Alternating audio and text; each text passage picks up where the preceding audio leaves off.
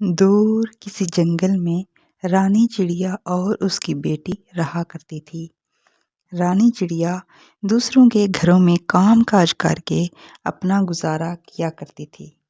रानी चिड़िया सुबह सुबह अपने घर से निकलती और दूसरों के घरों के बाहर झाड़ू लगाया करती। रानी, तेरी बेटी अब बड़ी हो गई है, उसे भी अब अपने साथ काम पे लेके आया कर। दोनों माँ बेटी मिलकर काम करोगी तो दुगनी कमाई होगी। पिंकी कवि ने कहा तो चिड़िया बोली, बिल्कुल नहीं, मेरी जिंदगी तो जैसे तैसे काम करके कट गई, पर मैं अपनी बेटी को ये सब नहीं करने दूंगी। ये सुनकर पिंकी कवि हंसने लग जाती है और कहती है, तो फिर क्या महारानी बनाओगी अपनी बेटी को? चिड़िया बोली, हाँ, मेरी बेटी मेरे लिए महारानी है, आपको इससे क्या लेना देना। गुस्से से बातें करती हुई पिंकी कवि वहां से चली जाती है। दिन भर काम करने के बाद मामा चिड़िया जब अपनी बेटी के लिए खाना लेती, तब जाकर उसे सुकून मिलता। सुनहरी चिड़िया बोली, मामा, आप दिन भर काम करती हैं, आप थक जाती होंगी, लाएं मैं आपकी टांगें दबा देती हूँ। नहीं बेटी, रहने दो, तुम अपनी पढ़ाई पर तवज्जो दो।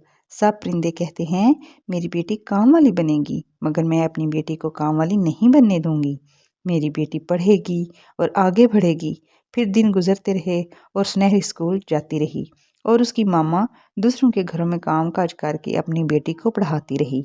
और जब सुनहरी के फाइनल एग्जाम्स आते हैं तो उसकी मामा के पास एग्जाम्स की फीस नहीं होती।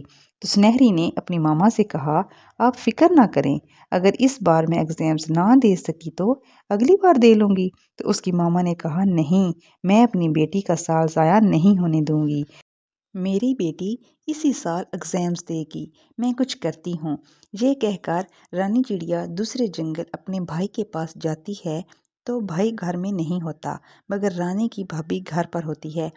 भाभी, मेरी सुनहरी के फाइनल एग्जाम्स हैं और मेरे पास उसकी फीस नहीं है, अगर कुछ पैसे मुझे उधार। रानी चिड़िया की बात बीच में ही टोक कर उसकी भाभी ने कहा, बस यहीं रुक जाओ। दूसरों के घरों में काम काज करते करते अब तुम भीख भी मांगने लगी हो। पहले ही तुमने हमारी इज्जत मिट्टी में मिलाई हुई है, जाओ दफा हो जाओ।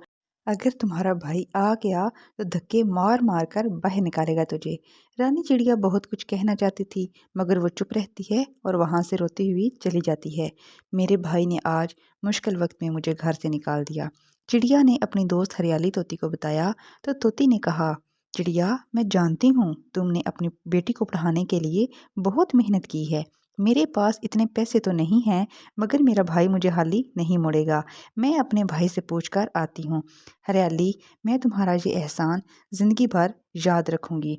हरियाली तोती अपने भाई के घर नदी के किनारे जाती है और कहती है, भाई, मेरी एक पड़ोसन है, वो मेरी सहेली भी है, उसकी बेटी के एग्जाम्स हैं, वो बहुत गरीब है, एग्जाम्स की फीस नहीं है उसके पास। क्या आप मुझे कुछ पैसे दे सकते हैं ताकि मैं उसकी मदद कर सकूं? कोई भाई अपनी बहन को हाली कैसे मोड़ सकता है, और वैसे भी तुम बहुत अच्छा काम करने जा रही हो।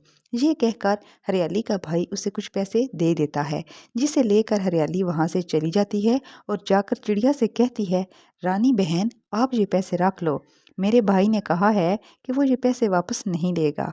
चिड़िया ने हरियाली का शुक्रिया अदा किया तो हरियाली वहाँ से चली जाती है। फिर सुनहरी अपने एग्जाम्स देती है। वो बहुत मेहनत से रात देर तक पढ़ाई करती और फिर रानी चिड़िया की बेटी फाइनल एग्जाम्स में पास हो जाती है और वो ग्रेजुएट कर लेती है। कुछ ही दिनों बाद रानी चिड़िया की बेटी को एक अच्छी जॉब मिल जाती है। आज मामा चिड़िया बहुत खुश थी, मेरी बेटी को जॉब मिल गई, मेरी बेटी कामयाब हो गई। सुना सुना कवि, मेरी बेटी ने मेरी खुशियां पूरी कर दी। रानी चिड़िया ऐसे जंगल में सबको बता रही थी। फिर चिड़िया मिठाई लेकर हरियाली तोती के पास गई और कहा, आज मेरी बेटी जहाँ भी है आपकी वजह से ही है। तोती ने कहा, चिड़िया, मुश्किल वक्त में दूसरों की मदद करना ही असल नेकी है। प्यारे बच्चों, इस कहानी से हमें ये सबक मिलता है कि मुश्किल वक्त में हमेशा दूसरों के काम आना चाहिए। इससे अल्लाह पाक बहुत खुश होता है।